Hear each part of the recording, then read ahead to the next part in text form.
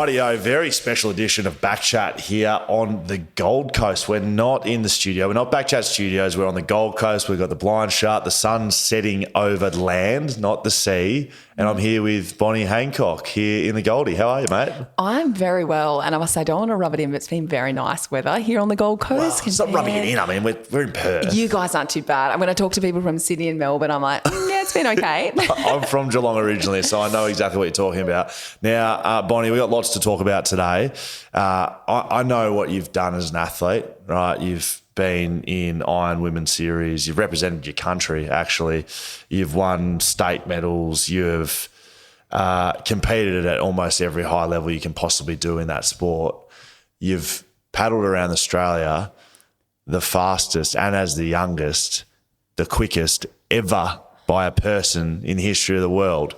But I'm here to tell you, I don't care. Just for the first part of this interview, the first question we ask every guest here on BackChat, Bonnie, is your greatest sporting achievement not in your chosen sport? So I don't want to know about your Iron Women heroics. I don't want to know about you paddling around Australia. I want to know something else. Now, I'll give you an example why you think. This cricket ball, which has made it over, ladies and gentlemen, it didn't get broken either. Dan took 5 for 16 in a under-12s cricket match. Amazing. Yeah, it is amazing. That's hard to stand up to. I mean, that geez, is amazing. Pressure. I was state under-9 80-metre hurdle champion. Amazing. I took my talents to footy after that. Do you have something out of the water? I do. We actually played all different sports. So I've got 3 sisters, and growing up we were involved in basketball, touch football, athletics, but there was this Karamba mountain in Coffs Harbour, if anyone's from there, and it's like a vertical climb up. So this race we did on a Sunday, Dad drove my sisters and I out there. It was cross-country season, 5 kilometres uphill, 5 kilometres back down. And my sister Courtney and I entered into this race. Dad's like, yeah, it's a bit of a mountain climbing race. Literally that thing was probably the hardest race I've ever done in my career out of anything, to be honest. I say career, I was about 12. And Courtney and I finished that race probably a couple of hours later, holding hands at the end. We finished together, and honestly, she's my best friend, training mate, but just the effort to finish this 5 kilometres straight uphill, I'll never forget how hard. And every turn you did, it was like looking to the next turn. It just never ended. And that came to mind. So the Karamba, Queen of the Mountain, I think they called it. Sorry, what's your dad doing at this stage? Is he just sitting down the bottom waiting for you girls? Or what? Yeah, no, actually, Dad did. I think he did it, but might have done like the 2K race or some cop out of a smaller distance. But yeah, thanks, Dad, for that one. Very good. Shout out. Now, we're going to go back to your youth, and I want to know about you growing up in sporting, potentially sporting life growing up. I wanted to ask off the top, BackChat, powered by Fleet Network, our partners. They're in the car business. Can you remember your first car?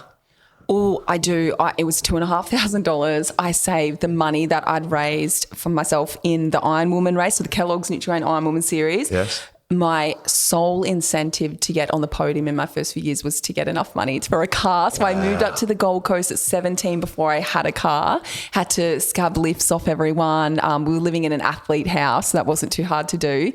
But I remember my first race, I think it was podium. I won a couple of $1,000, and I went and got this car. I'm just trying to remember. It was a Nissan, something like a Nissan TRX. I had a spoiler on the back. It was so embarrassing to drive with a spoiler.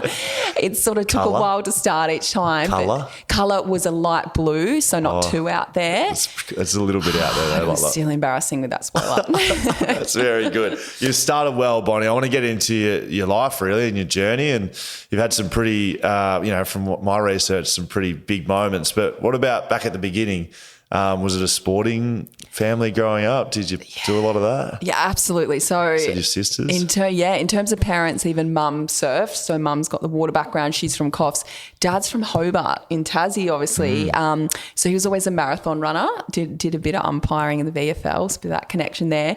But, they just wanted to put us into as many sports as possible. There's 4 of us girls, maybe so we didn't fight as much. Or, I don't know, I'm third in line. So I was kind of like the little sister. Used to sneak into my older sister's cupboard and steal their clothes and everything. So I was a pest. But from the age of 5, I was entered into Nippers at Surf Club at Sawtell and just loved it. I used to have a little boogie board and watch my older sisters go out on their foamies, and Mum would have to be like pulling me back as I'm trying to get out there in like 5-foot surf. And I remember the moment I was given my first foamy board. I think it was a hand-me-down. You never get anything new when you're third in line. Like the yellow and red ones? Yeah, absolutely. Yeah, the little foamies there. And it was that battered by the time I got it. And just heading out to sea and being like, this is my happy place, and just fell in love with it. So I grew up in surf clubs as well. I was telling you off air, Jan Juck was my surf club. What surf club were you a nipper at? Like, where were you nippering? So Sawtell Surf Club. So within, it's about 10 minutes south of Coffs. Yeah. There's literally like 2,000 people in Sawtell. It's the tiniest little place. What were your colours? So black and white quarters. Okay. Yep. I think there's another club with exactly the same in Newcastle, which they always confuse when they call it carnivals, because no one knows Sawtell. But I came through with an awesome bunch of girls, my sisters and a couple of other girls. And yeah, we went on to race at States and Aussies and sort of, do all right at those carnivals, considering there was just a group of maybe 8 of us in the training squad. It was super small. Because did you all go on to be competitive Iron women? Yeah, I think that's pretty crazy. Yeah, like all of my sisters in whether it was the swim, Ironwoman or board, won state championships and Australian championships. And I think that speaks to having siblings or a training group around you. I think a lot of people can relate to that coming from like a country town or a small place where you've got those people around you to push you. And then Courtney and I, so Courtney's 18 months older, we went on to be the professional Ironwoman, and we were just obsessed with Carla Gilbert, who was the top Ironwoman, just watched her. Right? Yeah. People can relate to that. I was like, I want to be her. I just want to be her. Yeah. Blonde hair. Everything about her. Northcliffe? Is that? So she was Surfers Paradise. She had the gold star on Phil top Clayton of the cat. Right. Like Shannon Eckstein, Zane Holmes and Trevor Handy. Right? And when we first moved up, we joined Northcliffe Surf Club. But I remember lining up and Courtney had this rashie that had been signed by Zane Holmes. Zane was standing next to her on the line. I was like, take that thing off now. That's so embarrassing. We moved up these little Sawtell girls that just are obsessed with these Iron Men and Iron Women. So you as a 17, 18-year-old, you were on the professional circuit, right? I mean, that's pretty crazy. You were the youngest at the time. I was the youngest for a few years, and I think it speaks volumes about having Courtney there. I mean, she was always such a hard trainer. So I just could see that what you needed to do to get there. Was it the Kellogg's? Kellogg's Nutri-Grain Ironwood series. So there was 18 in the series. I honestly moved up the first year. I joined Northcliffe. The trials were in 3 months. So 3 months after I finished school. I remember the first couple of sessions at Northcliffe under Pat O'Keefe not being able to lift my hands above my head. It was a boxing session. And, I remember going home trying to brush my hair. I was like, how am I going to get through this? We did 3 training sessions a day. That was 1 session down. Wow. But as it does, your body conditions. And after 3 months, I managed to get through that trial. I never expected it. And better yet, I looked on the leaderboard and saw Courtney's name there. So we qualified together that first year. Wow. So you're with your sister basically like side by side. Yep. Yeah. Like literally racing around within a race. She'd usually have pink ribbons or something in her hair. It's quite easy to spot. But yeah, whether I was in front or she was in front, it didn't matter. We wanted both of each other to get through. And, but you can look, okay, you can say you can toe the company line, but you must have had some, competitive. Definitely later on. I think in the early years, I was happy to be there, and I knew if I was anywhere near her, she was absolutely at the top. But yeah, it is tough later on. Sometimes it takes a long time to be able to talk about that. But to have another, sibling in the series, I mean, on any given day, probably one of you is going to have a good race and the other one's not. And that can be really tricky to know what to say to them. You want to celebrate. Maybe they haven't had a good race and vice versa. It can be tough. Yeah, I can imagine. So as a young woman with your sister, professional circuit, what's that actually like? Like what is that from a financial point of view, from a lifestyle point of view? Are you working as well as training? Like, how does it work? I wish I could sit here and say that to be a professional Iron woman, you can just do that and make really good money. The truth is, for a win, it's around $3,000 in the Nutrigrain set, and that's to win a race. Yeah, and how many races are there in a Usually series? six in a series, right? There's not 50 races. I remember a year that Ali Day won like 5 out of 6, and I was calculating his prize money. I was like, that is just crazy. Shaw and Partners Financial Services have come on board now. Essentially, I don't say a rival series, but it sort of is the Summer of Surf. So Shaw and Partners Summer of Surf, you win $20,000 for a win in that. Wow. You know, it's a big difference, and there's lots of different prizes. You can win money for being a swimmer or a board paddler or a ski paddler, those individual disciplines, which is really different. It's always been about the iron person. Yeah.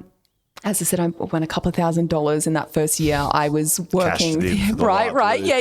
The Nissan with the spoiler. I was working 3 different jobs just to be able to support myself, and then backing up for these sessions in the afternoon. I studied dietetics at uni, so, you know, it wasn't an easy degree, but everyone around me was doing the same. It was men and women, right? It's not just the girls. Like in some sports, it's like, well, the girls had a really hard go here. It was the men too, right? Both, 100%. That's probably unique in that way, is that our guys don't do well either. Probably the best, financial incentive is through sponsors, if you can manage to pull a few sponsors. But, you know, as we went, the ratings started decreasing. They sort of changed the channel that it was being broadcasted on. The different sponsors moved away. Now it's coming back, which is exciting. But when Carla and Trevor and all of them were coming through, Guy Leach, like it was huge. They were household names. Well, it was. So Victorian, but, you know, which isn't as big as here in New South Wales and Queensland, but like the Cooling Out of Gold, like that was like a yearly, it was like the AFL Grand Final. Yeah. I don't know, the Melbourne Cup and like the Cooling Out of Gold, people would be like, look at these athletes. It made Grant Kenny and Guy Leach household names. There was a movie about it. They were everywhere in the media. They made really good money through sponsorship deals too. Somehow or other, the sport just kind of dwindled to the stage where, we weren't getting many ratings. No one really knew the top people. Even now, you know, people know Ali Day. Maybe there's a couple of names people know, but not the girls and guys who are sort of winning some of the other races. But I really hope it gets back to that.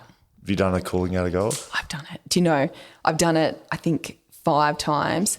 The final time I did it, I said to myself, if I get on the podium, I'm never doing this ever again. This is my mindset. You get on that podium, you never do it ever again. And in the last leg, I was in 3rd. And Dad was handling for me. What was the last leg? So the last leg's the run. Right. So it's a 23K ski, a 2K run, a 3.5K swim, a 5K board, and then a 10K run on soft sand. It's horrific. Honestly. That's horrific. I'm running along and Dad was handling. He said, all right, Hayley Baidup's 200 metres behind. This is 1K from the finish. I'm like, oh my gosh. And I look behind, I could see someone with bleached hair and I'm running. I grit my teeth. I get to the line in 3rd and I look behind. It's an under 19 boy with bleached hair. Hayley was 5 minutes behind. So I didn't even get to enjoy that moment of being on the podium. Did you say your dad told you that? Dad told me that. So thanks, Dad. So he did that so you didn't... Makes me run the Karamba Mountain and then tells me and takes away my moment of glory. It sounds like Dad was a big driver of what you girls were doing. 100%. I think he always found that awesome balance in not pushing but being there to support. And honestly, with my mum, 5 girls in the household, no boys. I don't know how he did it. That is crazy, your Dad. You got 100 metres. You were 5 minutes in front. Literally. And another time when Courtney went to hop on a ski and he was handling, he held the paddle backwards. So it was in an Australian age final. And she jumped. So with the paddle, you have a handler who holds your ski and paddle. You're running and you hop in the ski. Yep. He had her paddle back to front. So when she got in, she had to turn the paddle back around and deliberately? No. Just I think he didn't have his glasses on and couldn't see. So this is what I'm saying. He accidentally. So it took 10 seconds for her and the girl went past her and she got second. So wow. Poor Richo's had a couple of moments. Do you look back on your time as a professional Iron woman with?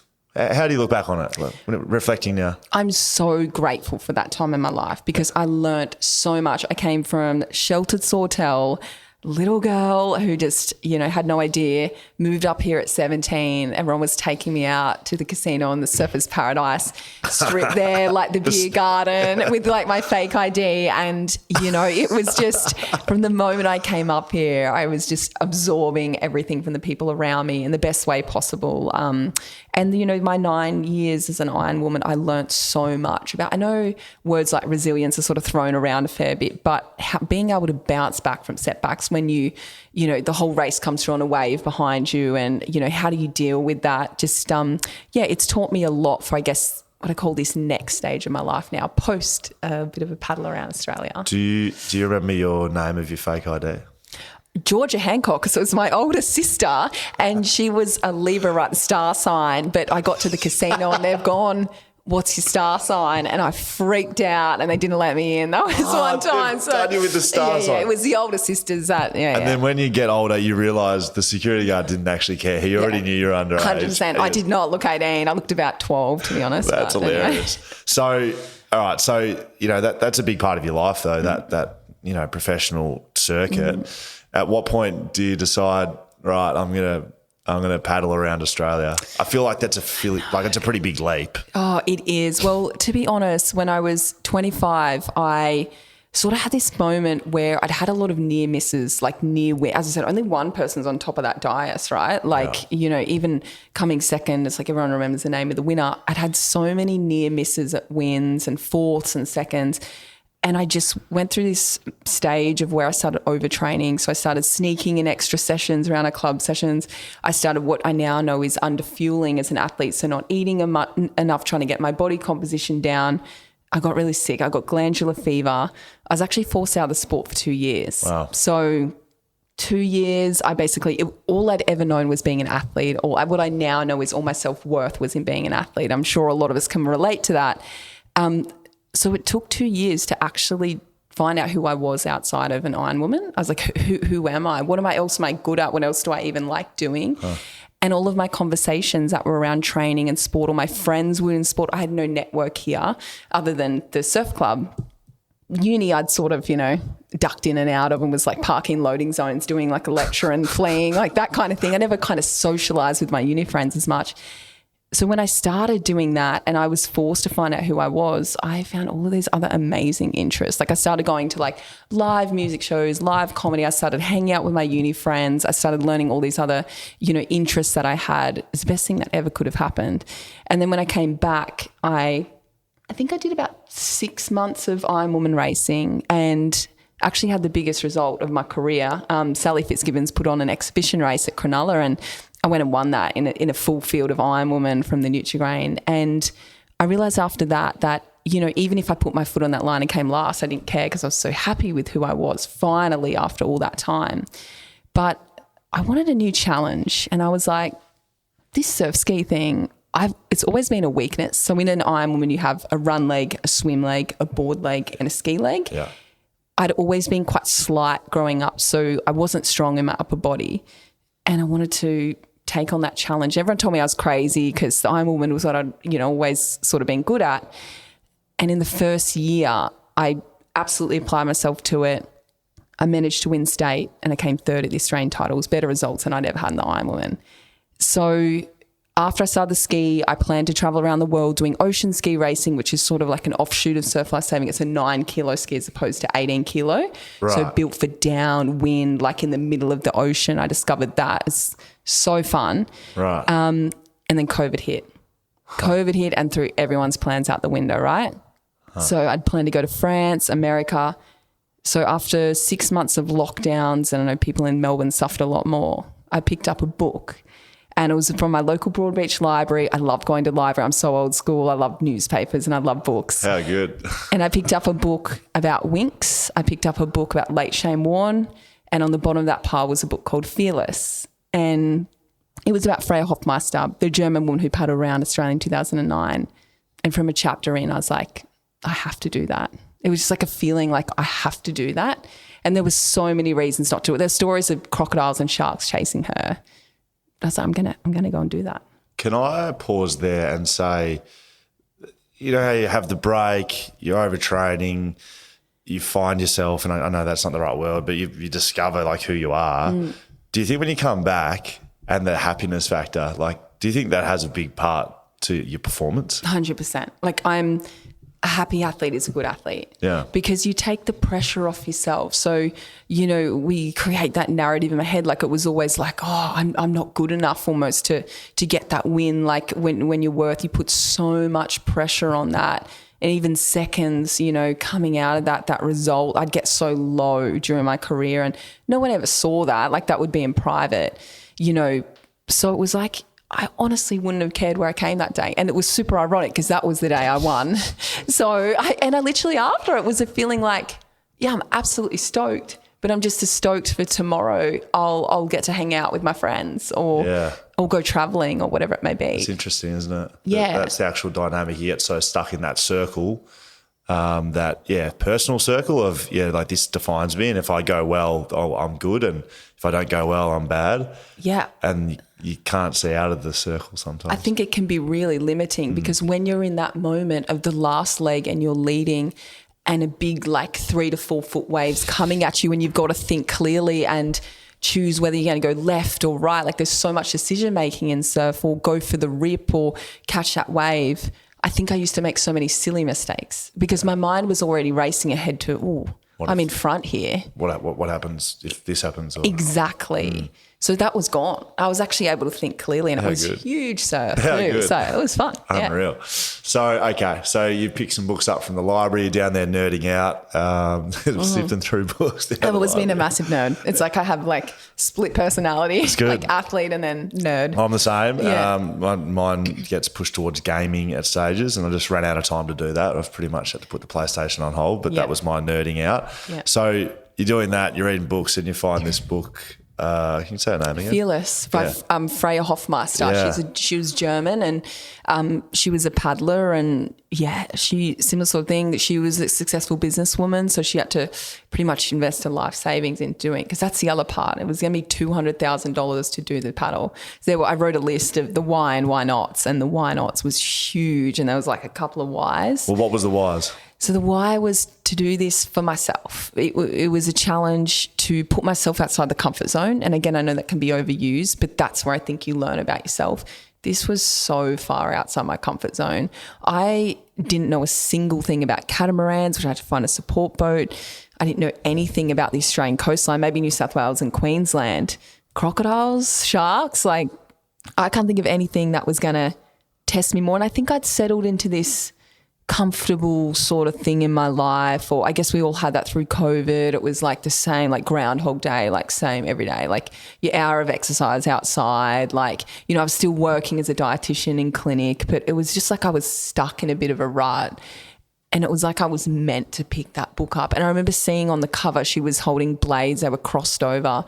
And I just remember that's what appealed to me was that cover and picking it up. And I just truly think I was meant to pick that book up and it broke me out of this rut. And even now it's my mind thinks in such a different way. When I got back, I picked up a globe and started looking at the globe and that's kind of dangerous. Settle down. Yeah, I know. It was I think Matt was my husband. I was going to say your partner would have been just calm down, put the please. globe down, back on the desk. Yeah, literally. So good. I know. So it sounds like, not that it's a split-second decision, but it sounds like you pretty much, made your mind up and given that you've come through sport and been a competitor, I can relate to that you're all right, this is what I'm going to do. So that's fine if you want to do it. But the actual logistics of it must be incredible. You said the cost, but the actual, planning, you can't just you can't just paddle around the country. You will literally die because there's crocodiles inhabit a third of our coastline. So from Broome in Western Australia, from Broome, I tell people from Broome to Townsville in Queensland is where you'll find crocodiles. So a third of our coastline. So, and I could fathom getting in the water with sharks. We've seen sharks out here. It was a bit further out, but I've seen lots of sharks in the ocean. I've spent many, many hours in the ocean, but I could not fathom getting into the water with a prehistoric beast that survived thousands of years because it's literally at the top of the food chain. There is nothing above it, right? Nothing above it. But I knew to get this paddle done, there was no other way. You've got to paddle every single metre of coastline to do it. So I started researching and I started talking to skippers and fishermen and meteorologists. And I always say I wasn't afraid to ask the silly questions. I had to start from this baseline of zero when it came to knowledge about all of that. I'd never, really fished properly or been on boats.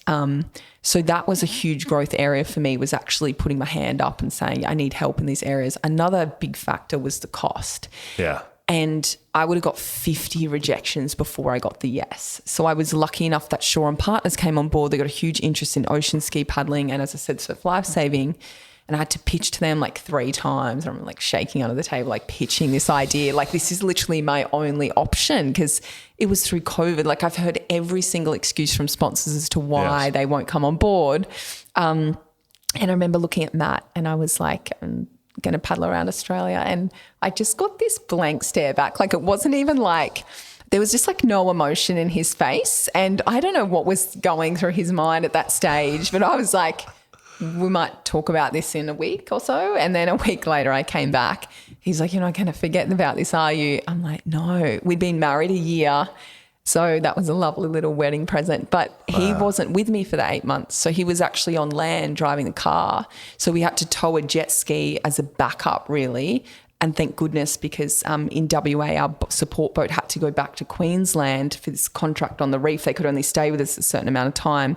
So our jet ski came in up the west coast until we found another catamaran. But Matt was on land for 8 months, and we would go a week or days without talking because there was no reception, because so much of it is remote. Yeah. So, okay, let's get into the actual doing. But when you start out on this, like when you're still like, it's still a concept and not doing, do you want to be the fastest or do you just want to do it? Always, yeah. Honestly, like, what I found was I took so much more out of it than the world record. Like that in the end, that just paled in significance to the other learnings. So just doing it, you just wanted to complete it. But at the start, I was so driven by the record. So I selfishly wanted to break a world record. And I think that I'm a completely different person now, even to who I was. Even though through those years as an Iron Woman, I'd found my worth in other areas, I was still driven by those external factors to get that world record. So to start with, I raced down the coast to Victoria. I was a couple of weeks ahead of the record. I was like fanging it. Like on the first day I paddled 73. By a week in, I was doing 120K, like, laying on the back deck, sprawled out at the end of each day in agony. But by the time I reached South Australia and looked around and saw these beautiful islands, I was like, I need to take a minute and slow down here, or this whole thing's going to pass me without me even seeing this amazing coastline. What was the record before you started? 10 and a half months. It was 10 and a half months. 4 people had done it prior. They'd all gone anti-clockwise. And the research I did, I spoke to one of the top meteorologists who advises the super yacht captains and Olympians. He said, go clockwise. And he said, when you go in December, you're going to be down the bottom when it's warmest, obviously because it's freezing down there. And it was single digits in the water and out of the water when we went, as it was. But he said the East Australian current, which pushes the warm water from Great Barrier Reef to Tassie, literally what the turtles in Finding Nemo got in, like that helped me. We were 20K out to sea, and that pushed me down the coast. So the currents run this way. But he said the problem is always going to be when you get to Queensland, the southeasterly trade winds rip back around. And that was where we ran into trouble. But the whole way around, I got tailwinds and then flat conditions, and I didn't run into headwinds until the top. Do you remember day one? Do you remember what it felt like putting your paddle in for the first paddle? I do. And I'd been given 3 skis for the paddle, and I had the 7 sunrise interview, and I was so distracted by all the media, I didn't check my foot length. So the key thing as an athlete is like, check your own equipment. That's what we always get told, check your own equipment. I didn't. So I pick my ski up. There's like hundreds of people on the beach. I walk down to the water. I get in, and my foot length is like way too long, and I can barely touch the pedals. So it means you're literally too stretched out. So stretched out. And as everyone knows, when you can't touch the pedals, you have like no balance. So everyone's filming, like we're filming for the doco, and I'm trying to touch these pedals, and I'm just paddling like an old woman, like out the back. And when I got out the back, I yelled to my boat. I was like, can someone help me with the foot pedals? Like, it was so bad. And I forgot to put my water in and food in. I had nothing. just going off for a ride. Yeah, for a trip around Australia. Like, so me, like jump first thing later. That's me all over. Wow. Okay. Yeah. So All right, so you've spoken a little bit about the route you're taking. When does it start to get hard? Like, when do you recall thinking this is hard, either mental or physically?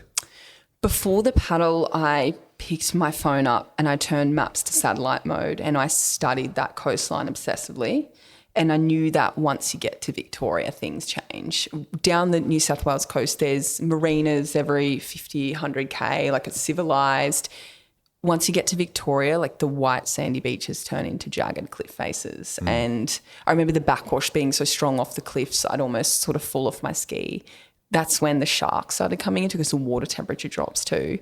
So the first time I was out of my comfort zone was Victoria. And initially when I was planning this trip, I thought, oh, let's go to Sydney. Like, that's awesome. In the end, I was like, Sydney, it's too expensive to go right around. You know, I'll raise some money. And I thought, you won't. By the time you get to Sydney, you won't even have started to push yourself. And sure enough, I got to Sydney and it was amazing, but I had so much more to give. Clearly. Well, thankfully I did, but it was just a feeling like Sydney was, 1,200 odd kilometres, and I was like, yeah, I know that would be really, really difficult to do and amazing, but I knew I had to go further. I wouldn't be doing myself justice. But Victoria was when it changes, because you go a couple of days without, really reception. You go a couple of days without seeing another boat out there in some sections. It's freezing. Like, it dropped to 10 degrees in the water, single digits. I was doing a lot of night paddling too. I was going to say, are you coming in and like sleeping? Or so the catamaran's like a mini house. So that's anchoring at bays and islands and, in marinas when they're there. But that's when we went from having a marina every single day to the skipper having to go, we've got to anchor in this bay tonight. Right. And it also changed. I had such a fixed mindset at the start of this as an Ironwoman, being like, I know exactly what my race is. I know exactly what my training is. Go around the yellow boys. Literally. 3-1. You do the pre-race meeting. Through the flags, do the briefing with the official. You've got water safety out there. This is like, so when you stand on a beach, it's 40 kilometres to the horizon you can see. I was 100K out to sea most days. So 100K? 100K out to sea. So this is the other thing I need to remind myself to tell people is that because the map of Australia, because Australian coastline is so, like, it's not like a perfect circle, the further you go out to a certain degree, the more distance you cut off. So I did the less distances in this time, but I went the furthest out to sea. So I went that far out to sea to cut distance off. So when I got to the Great Australian Bight down the bottom, the big chunk, I was the first person to cut across that, put me 500K out to sea. Wow. Yeah, which was terrifying. But I was paddling at night to get the Ks done, because I was paddling for 14 hours a day, or sometimes 16 hours a day. With rest days? I would have a rest day around every 2 weeks or so, but it took 2 months for my body to condition to that load. At the start, it was more like 100, 120, keeping within that 12 hours, say only within that 12. But once I got past that, I did a lot of night paddling. And up north, in the Northern Territory, the currents are 6 hours on and 6 hours off. Right. So I would get in the water and paddle for 6 hours and then get on the boat, because when it's against you, you go 2K an hour. And when it's with you, you go up to 18K an hour with it. So paddling against it is just so silly up there. So it was all dictated by the weather. And that's an area of growth I had, because it could change throughout the day. The skipper would say, we're doing 90K today. And then he'd say, the way the wind's coming in this bay isn't safe. We've got to do another 27. And I'd get told that halfway through the day. So I had to learn to be flexible. At the start of that was really hard. Yeah, no doubt. Yeah. Hey, you're stopping. Oh, actually, you've got double. No, keep going. Yeah. So you said down the bottom, the sharks staying it. Is that close calls? Is that a stupid question? No, not a stupid question. So the crew was seeing them from the catamaran in the water around me. Perfect. And I don't want to tell people this, but the scariest thing about sharks, they only show themselves to you when they want you to see them, really. When they're eating you. Pretty much. So I sort of had this like tunnel vision, like didn't want to look like that far out to sea. It took me so long to get used to paddling that far out, and I'd freak out like when my catamaran went a bit further away, and also there were bait balls in the middle of the ocean and those sorts of things. What? Scary. Yeah. So like big like groups of fish and like where you'd see the splashing of the birds around in the middle of and just going, I am taking a detour around that because, they attract bigger fish. which attracts sharks. But the crew were mainly seeing like hammerheads and sort of bull sharks. And then, yes, when we got to WA. Good old Western Australia. Yeah, Western Australia, near Shark Bay, of course. It was the end of an 80K day and I was paddling along and I had my headphones in. That saved me too. The music was such an epic thing. It saved me. It almost felt like having company because I couldn't really hold proper conversations with my crew a lot of the time. So the headphones, waterproof headphones, were amazing. But it was the end of an 80K day. I had the music in. I was just tunnel vision. There was always someone on Bonnie watch, so always someone watching me at any time of the day. My crewmate Jamie all of a sudden started gesturing like really quite like frantically, and all day there'd be different things like come into the boat, we've got a plan change, come into the boat, you need food or water. So I didn't sort of put together that it might be bad. And then he stood up straighter and I thought I better come in. Anyway, head into the boat. He said, get on. Okay, I better get on. And he told me later that afternoon he saw a great white come up next to me, the jagged edges of the fin come up and take a deep dive under my ski. And I've just got the headphones in, like bopping along. And thankfully it didn't get me, but he said that moment was terrifying. For him, you were fine. What were you listening to? Taylor Spice Swift Girls? or something. That's what I say to people. Like probably literally, I went through like a Taylor Swift phase, and I'm like, I'm not going to lie, I think it was around that time.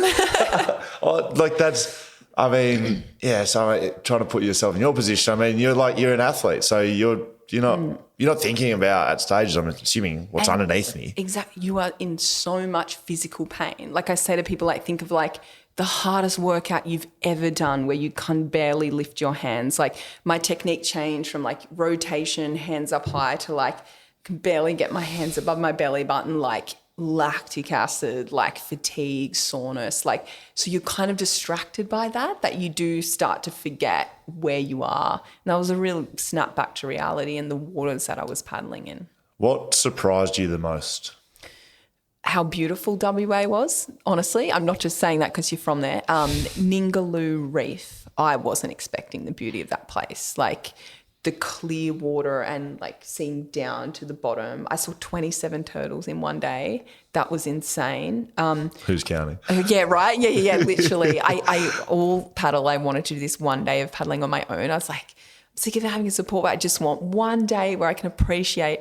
Anyway, I went out there and it was so scary. And I was like, after the day, I was like, okay, come back now. I want my friends around me. But in this certain day, I was just paddling and just taking everything in. And there was dolphins and turtles and it was amazing. But I was also surprised at how the body physically adapts.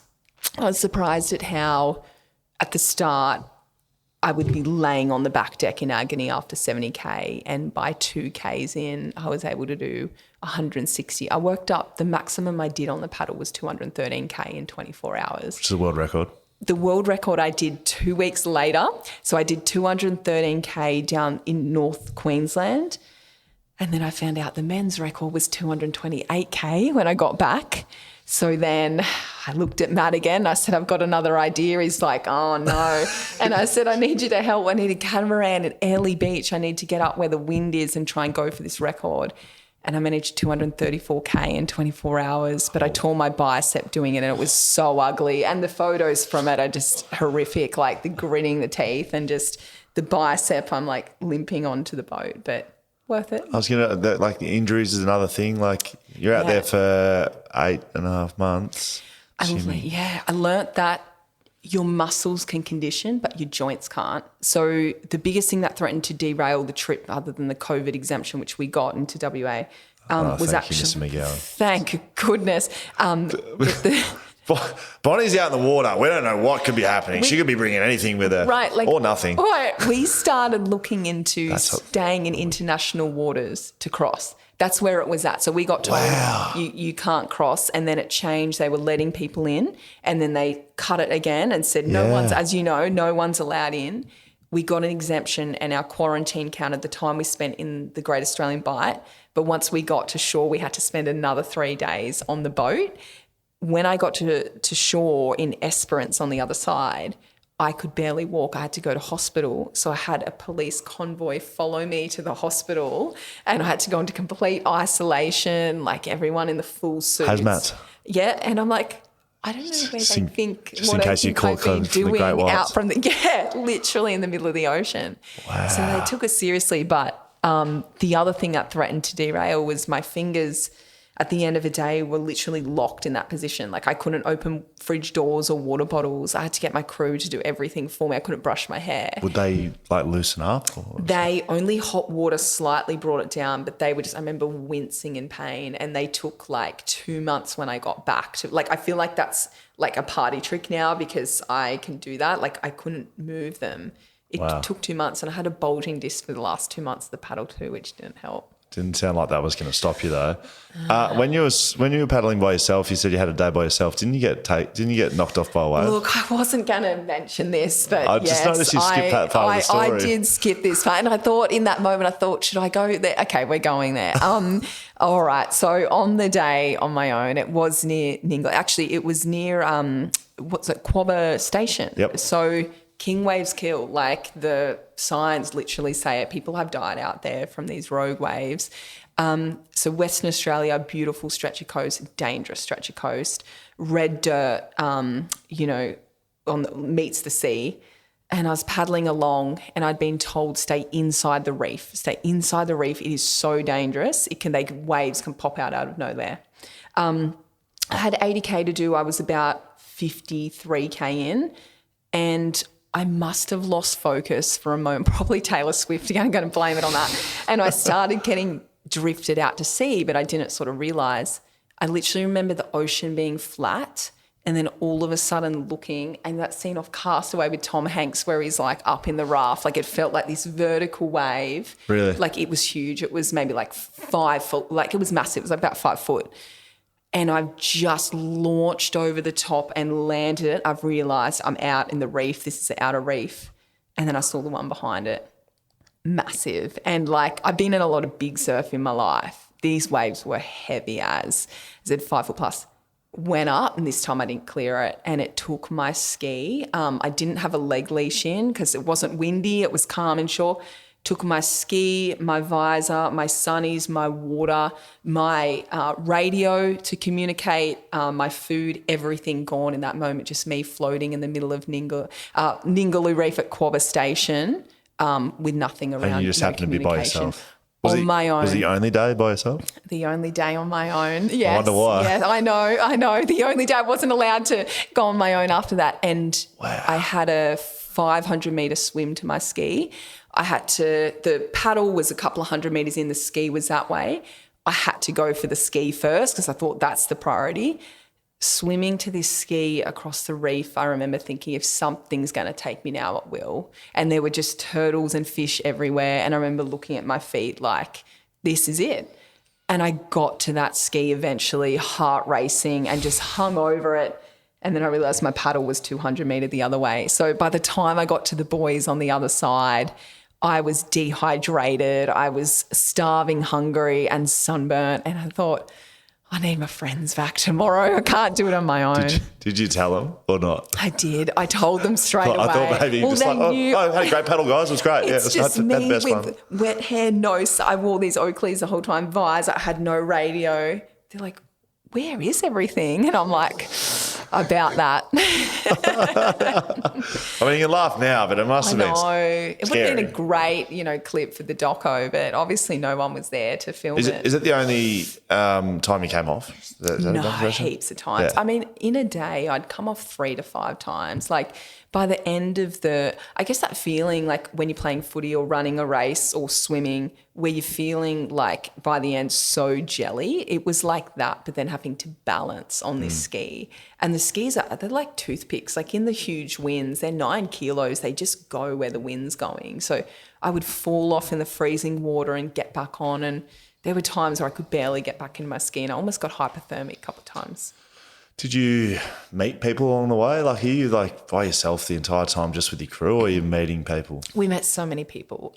When the first catamaran went back in WA, that's when this whole new adventure started. Like we met these local gold prospectors who escorted us with their fishing boat from Exmouth to Broome. So they were escorting us in, around the crocodiles. One of them knew a lot about the Indigenous carvings. They were teaching us about that. Like, it was the coolest experience ever. And then we linked in with a family called the Cruising Kiwis. So they literally sail the world. They've got the two teenage boys on the boat. Their dad, Rob, had won the first Atlantic row across the middle of the ocean. So he was literally an adventurer. You just bumped into him? It just bumped into him. Like, it was crazy. We did a social media campaign to find a boat, and they were the people who contacted. So he was giving me tips about paddling in the middle of the ocean and all sorts of things. I wore his old Harvard rowing suit. Like, it was just the coolest thing. We just linked up with all of these amazing people that I never would have met. And now they're lifelong friends.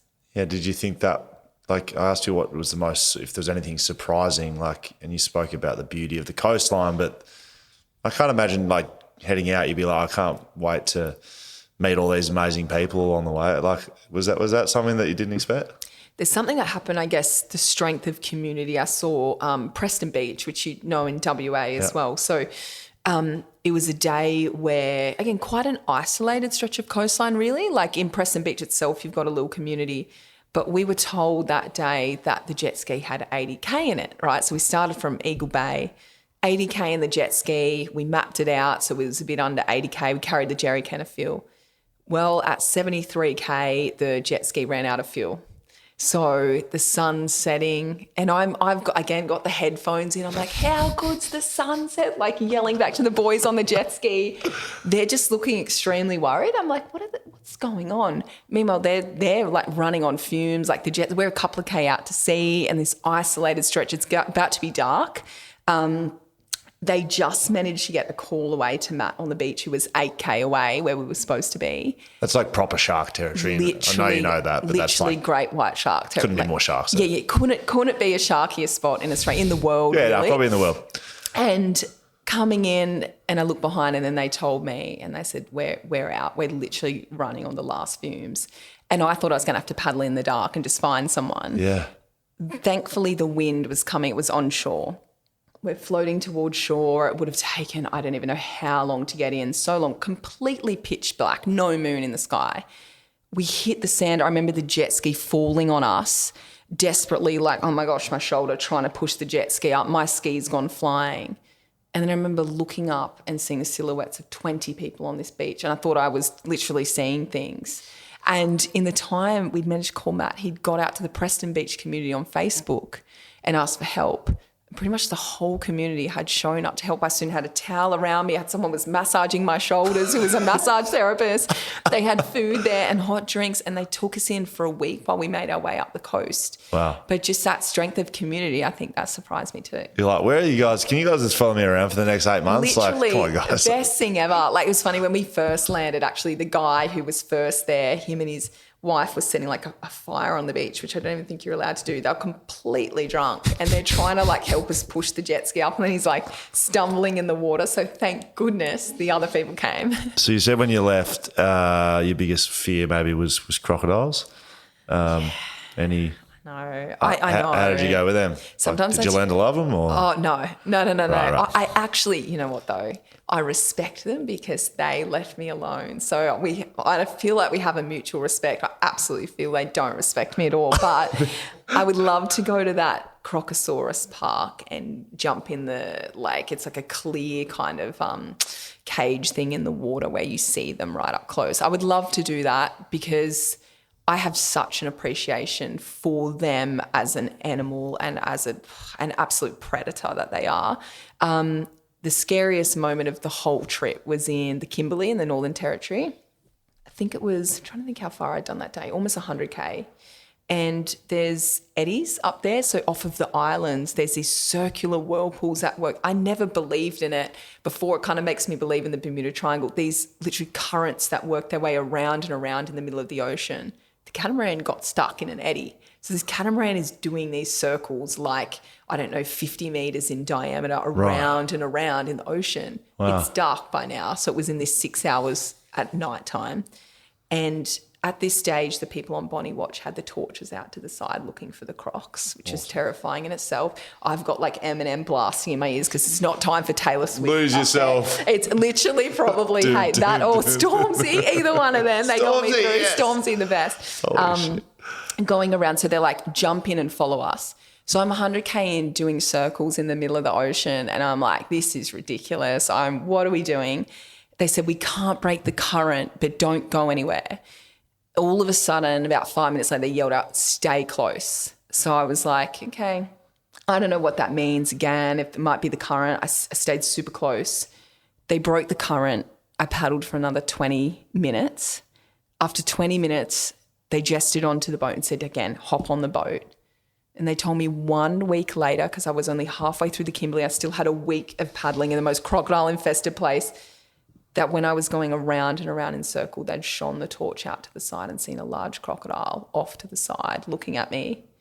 And 20 minutes later, when they were searching, they saw it again and it was following. And that's when they got me on the boat.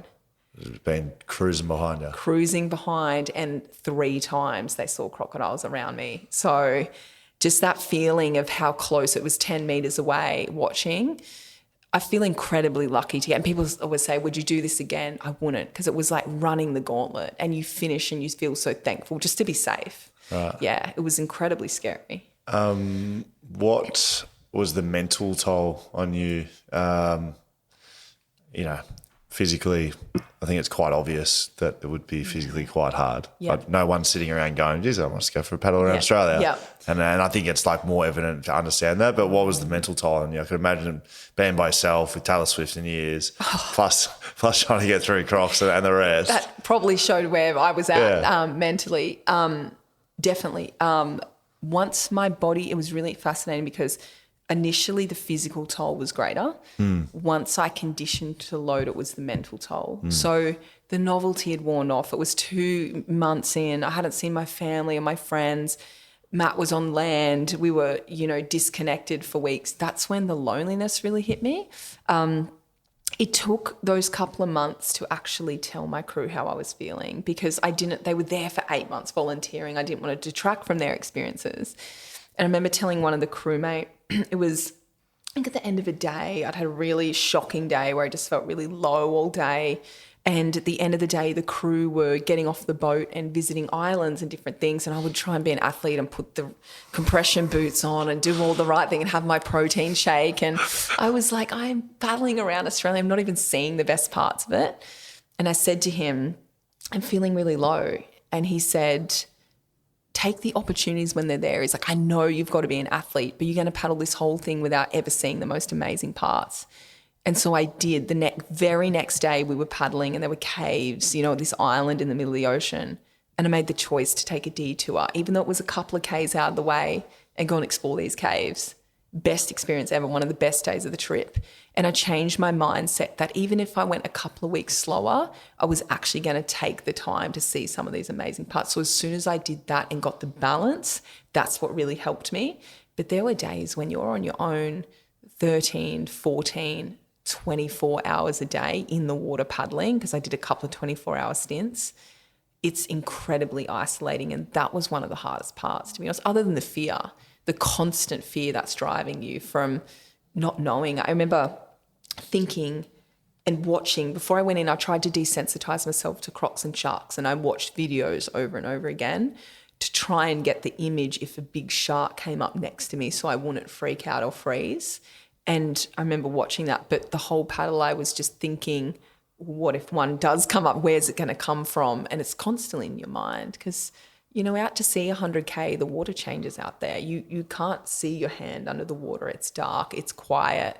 If you stop and think too long, it's freaky. It sounds like at your worst then you were back to your times as a professional ironwoman where you were thinking about things that hadn't happened yet. I'm not saying you were like that all the time, but yeah, like 100%. you fall back into that. Yep. Oh, what if a shark comes up from underneath? What am I going to do? It's like, well, the shark's not coming up.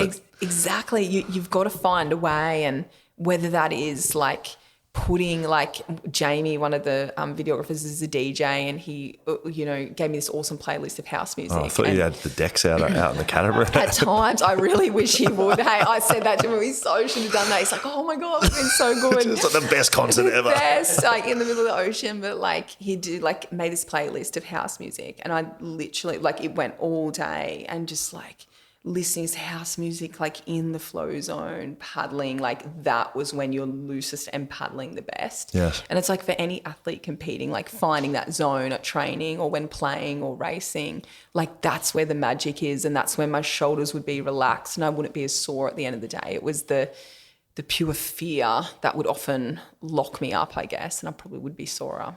When was the closest you came to stopping?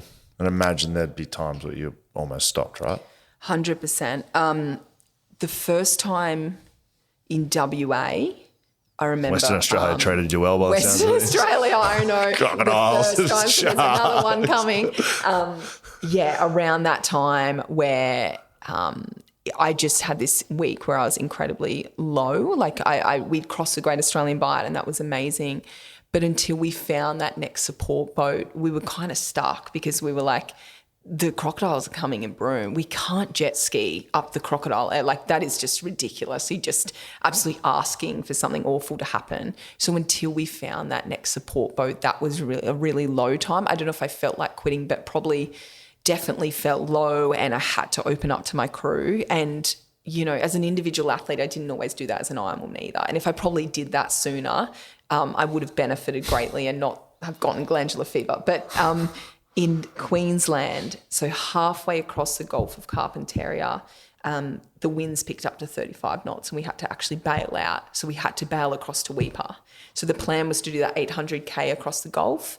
I'm paddling into headwinds 3.5 days in, and the skipper said the boat will not hold. We've got to get across to safety. The winds are continuing to pick up to 40 knots, which anyone who's been in winds before know, like that's extremely dangerous. You're out there in the ocean. No one's coming for help. Again, it's a couple of days away. Can you paddle into that? You can paddle. In the end, I was going 3K an hour. Right. Honestly, with the compared wind, to what's normal?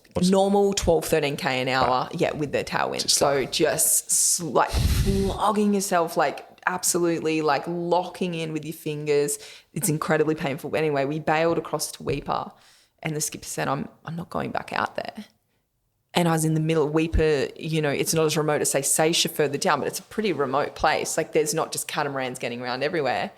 And it was southeasterly trade winds. So we started asking the fishermen. None of the fishermen were going to go out in it. They said, that's ridiculous. Like that's incredibly dangerous. We're not pushing into headwinds at this time of year. It took me 10 days to convince the skipper to go back out there. And he said, all right, if I go back out there, you've got 3 days to get across. You're going to have to paddle faster and further than you've ever paddled. I was going to have to set a world record in that time to get across in that time. And I thought, I've paddled 7 months. That 7 months have prepared me for this. I said, let's do it. I had the most amazing team around me and I managed to set a world record and get across. And that's when I did 173K. I paddled for 24 hours straight. By the end of 24 hours, I was rashed everywhere because your body being in salt water for that long, it's not good for it. My bottom lip was pretty much had completely peeled off. My hair was pretty much falling out by that stage, because I couldn't get the nutrition in I needed from seasickness. But I did get across in the world record time and I did get across to Weipa and I did go on to get down the Queensland coast and set the world record. So that was probably a crucial moment in the whole journey where I had a decision whether I was going to get back out there and I chose to. And that was probably one of the hardest parts of the whole thing. How many world records did you break out there? I know. Well, we've got to go through a few of them, like each state that I did. So one of our crewmates says, you've got to submit for each state. And I'm like, I don't know if that's a thing, but the 24-hour record, the 48-hour record is being verified at the moment. The fastest to paddle right around. Interestingly, the youngest isn't a record anymore. It used to be.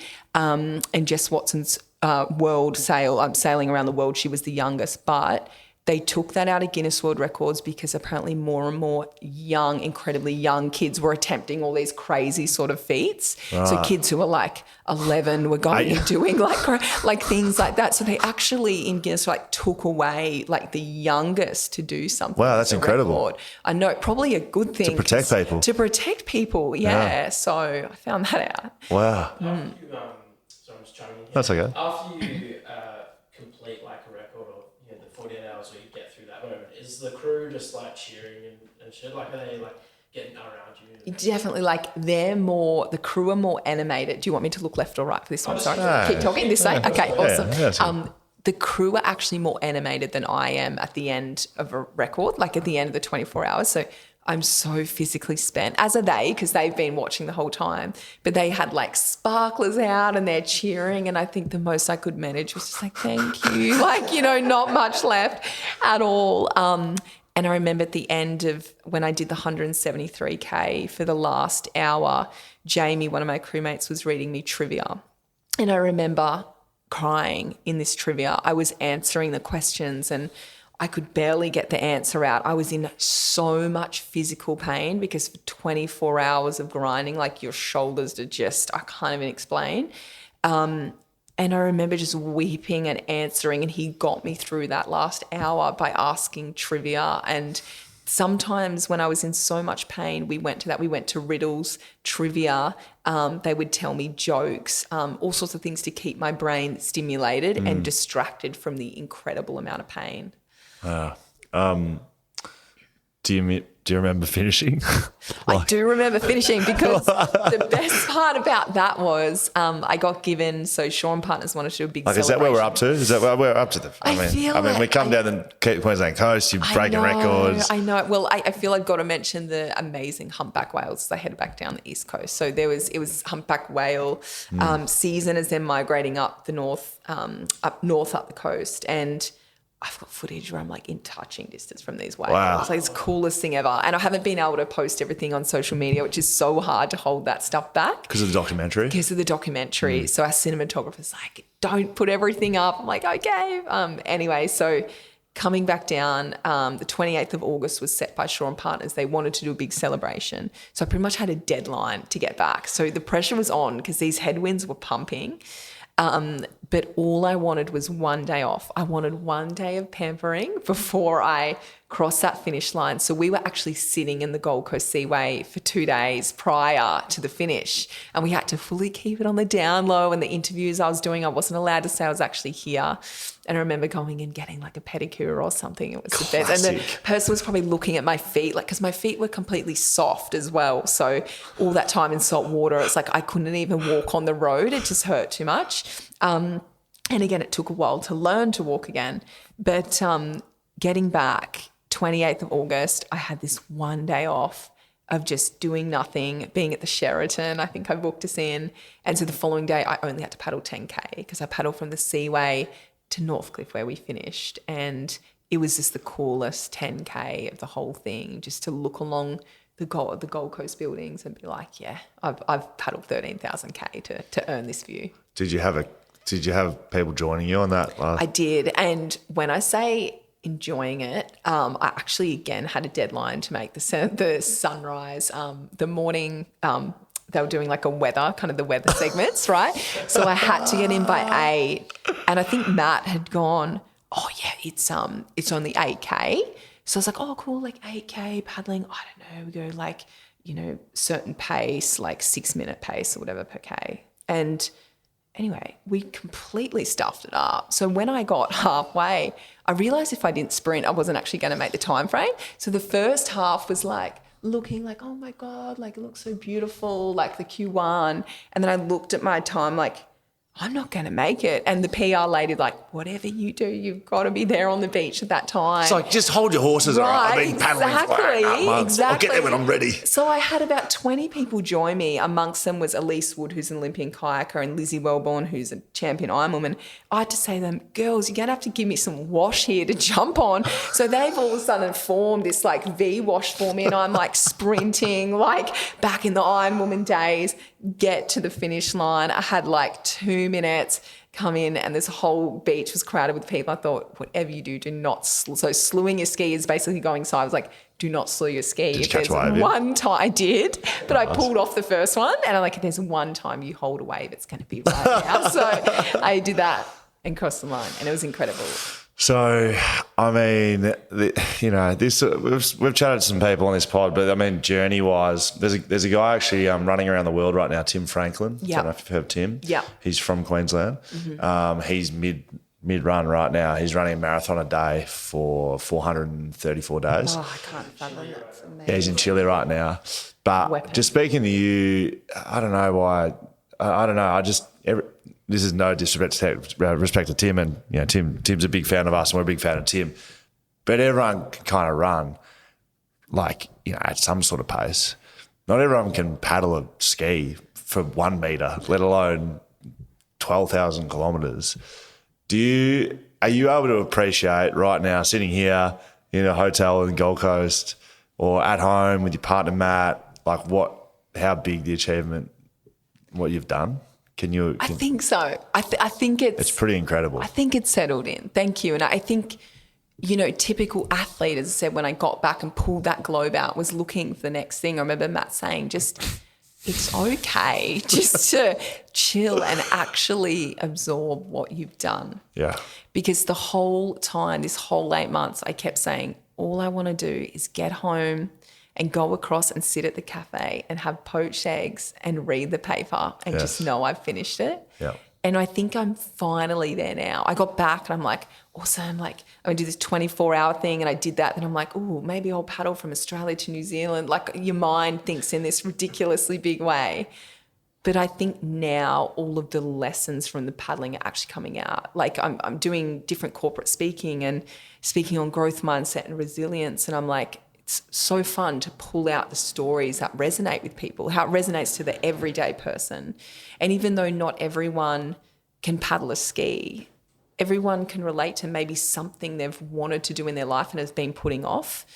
And I think just going for it, whatever that is for that person, if it's going traveling or if it's going and learning a language or whatever, something that you wanted to do. And my thought was just, I don't want to get to be an old lady and have regrets. And that was, for me, it was paddling around Australia. So do you come back now, do you think you've not changed, but grown? 100%. It sounds silly, but do you come back onto land, you step back that you left 8.5 months ago and you're a different person? You just growth? What Definitely. is it? I read a quote not long ago and it was saying, just because you're getting older doesn't mean you're growing. And I was like, that's the coolest quote because it's all about putting yourself into new situations, exposing yourself to new people, new places. And every single person I learnt along the journey, I took something from them. I took a lesson from them. And same with every place, for better or worse, those places where I almost got hypothermia, the bite, oh my gosh, I'm still processing the bite and what that taught me, the beautiful coastline, I picked something up. So it's almost within that 8 months, so many learnings were compressed into that. And I've recently written the book, and that in itself was almost a healing process, to be honest, because there's things writing in that book, how hard it was on a relationship, how lonely I felt and low I felt at different times. I think when in my professional Ironman career, I never spoke to anyone about that stuff or recorded it even.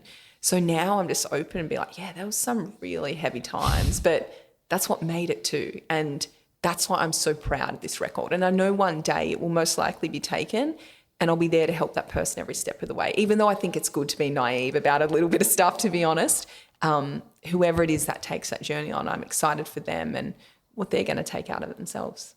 Really strong words. Just know that every day you're at least at 8.5 months before someone can actually take it off you. So this is true. You're not going to lose it tomorrow ever. I keep being I wonder where the challenge is going to come from. It'll come though. It will come. We'll see. It will. Talk me through before we move away from that, and we will finish up shortly. But the cupcake reward system, is that a thing? Mm-hmm.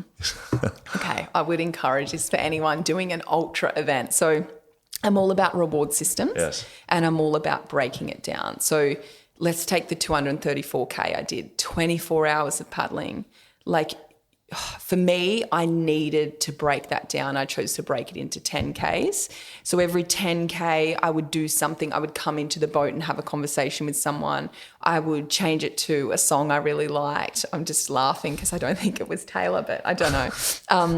I would, just do something. And then at 50K, the day before, I'd baked cupcakes. And it was something I did throughout the paddle when I first attempted 213. So I kept it in when I attempted to better that record. Every 50K, I would come into the boat and the crew would give me a cupcake. These vanilla cupcakes, Greens is the brand if you want it. They're amazing. And out there with salt water in your mouth all day, the sweet taste of the cupcake, it's like a direct contrast. And I would just absolutely savour that cupcake. It was ugly. I was paddling, trying to eat at the same time. But every 50K, I would grab a cupcake. So 50K, 100K, 150K, 200K. And when I finished that thing at 234, I ate the rest of the cupcakes. And I don't know how many that was. I went to, oh my gosh. Deserved it. Absolutely. I think so. But yeah, a reward system and breaking it down, and whatever that is that someone's doing, if it's breaking your work and going outside for 5 minutes and listening to a song or listening to a podcast, like for me, I've got to break it down. And you can't possibly look at 234K just as that. You've got to find a way to break it down for yourself. That's interesting. I didn't expect your answer was going to be that. Yeah. That's what good. do you think the cupcake I was just saw you just scoffing yourself with cupcakes because you really paddled like 12,000 kilometres. It was tempting to have more. Like I'd get to sort of 43, like, is it time now? And it was great because my crew was strict on it too because I told them to be. So Yes. you've got to get to that 50 before you can have the next one. And it got me there quicker. I think that's it. I think that's the journey. Amazing. Pretty yes. incredible. Thank What are you. you doing with yourself now? I mean, you're not paddling. What's not paddling. life I'm like not for Bonnie paddling. Hancock right now? It's good. When I got back from the trip, I knew I had to, like, I had certain people who'd done expeditions that said, don't come back to nothing. Like, make sure you actually have something to focus on next. That's when Mermaid Beach reached out to me and asked if I wanted to coach the Nippers. So I coached the Nippers last year. I love it. I'm doing that again this season, Right.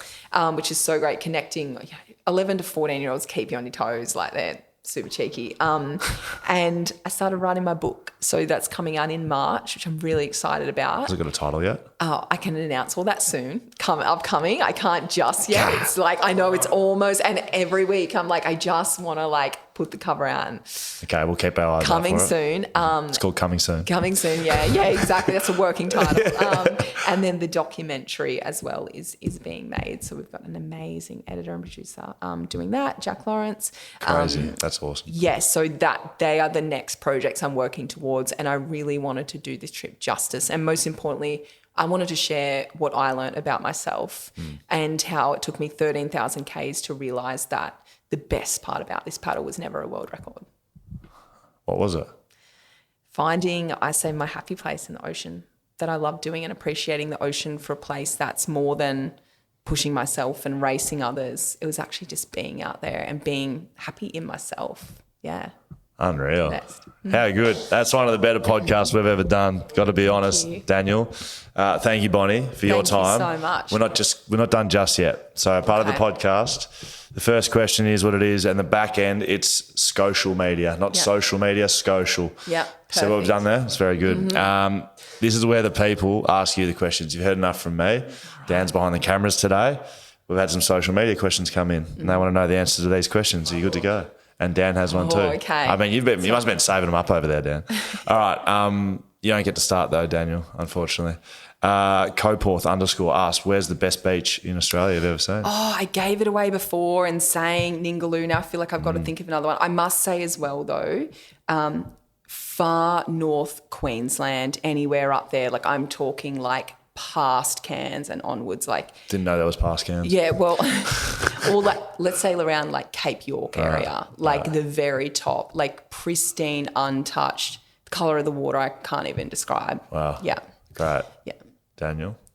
I was going to ask about bathroom breaks. Are you going into the boat, or are you just That is a very fair question. just going for it? Yeah, so I would try to plan, like particularly 24 hours, like that was stressful thinking about. I'm happy to say I never soiled myself, is how I'm going to put it politely, throughout. So the catamaran does have a toilet on it. There may at one stage, because the little pipe that goes into the ocean is literally the size of a 20-cent coin, there may have been an incident where I came on and might have blocked the toilet. But in general, you can dive off your ski to do number ones and hop on the boat for number two. Just don't wait too long because that little pipe isn't very big. Oh my God, that is hilarious. Thank you, Dan. Appreciate you taking us there. Indiana. Indy works with us, actually. This is Indy, the cyclist. Yep. Former soccer player. What's the number one quality you attribute to your success as an endurance athlete? Oh, You that's don't get good. lots, you just get one. Adaptability. 100% without a doubt. As I said, it took me a while to get there, but adaptability to learn that what you think the day is going to look like can be totally different. And on a day where you think, I am flying 20K in, the next 50K are the worst kilometres of the whole trip. And vice versa. You can start the day feeling shocking and feel really good. You've just got to be adaptable and go with it and not have this fixed mindset. So it was a skill almost that I had to learn. Wow, good. Yeah. Great answer. Tub_nation, what's the most amount of Weet-Bix you've ever eaten in one sitting? Oh my God, how many did Brett Lee do? I'm trying to think. I'd say more than that. Honestly, this is really embarrassing. My sister Courtney, the same one that had the Zane Holmes signed Rashi on, we used to have competitions and how many, because we actually used to believe what they said on the ad. So we're like, oh my gosh, like that person eats 14 Weet-Bix. Well, we've got to eat 15. Wow. I think we used to get around 12 and then that feeling like you're just completely bloated. Yeah. You're made of Weet-Bix. Exactly. I'm going to say 12 because we believe the ads. It's better than me. Yeah. That's well done.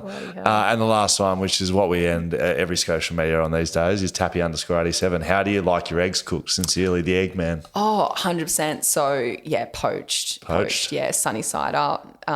Is that poached? Yeah, sunny side up. That's fried. No, that's fried. Okay, poached. Or when I said that, I thought as long as the yolk is nice and runny. So it's fried sunny side up? Yeah, it's not poached. Fried sunny side up or poached, Okay. as long as you've got the runniness on top. When I go across the cafe, I like them poached. On the barbecue, I go fried. Yeah, sunny you don't side do them up. poached at home. You're not poaching your own eggs. It's just not I'm the sorry. same. Do you poach your own eggs? No. But on the barbie, there you go, sunny side up on the barbie. So it sort of depends. I'll pay it. Yeah. Mate, that was unreal. That is the finish of the pod. Thank you. Did you have fun? Absolutely. I did have so much fun. Thanks Good. for diving back into, We're going to keep an eye on the book. We're going to keep an eye on the doco and everything you're doing. Look, I'm going to say on Matt's behalf, please don't paddle around the globe. Like, seriously. I don't know if you'd let me. It'll take you a long time. I'll be going on my own, I think. You can find us on socials, BackChat _, or BackChat_studios, depending on what's happening right now. You can email us, hello@backchatpodcast.com.au. A big thank you to our VIPs, our patrons. We're going to have one more story from Bonnie behind the scenes for our VIPs in just a little bit. And a big thank you to our sponsors, Fleet Network, driving the podcast this year in 2023. Swimply. Yeah, Swimply. You know what Swimply is? We'll tell you in a little bit. Whippersnapper Whisky, Margaret River Roasting Co., BlueBet, Shelter Brewing Co., Leadable Cameras, and you can find all of that at backchatpodcast.com.au. Bonnie Hancock, thanks very much. Thank you.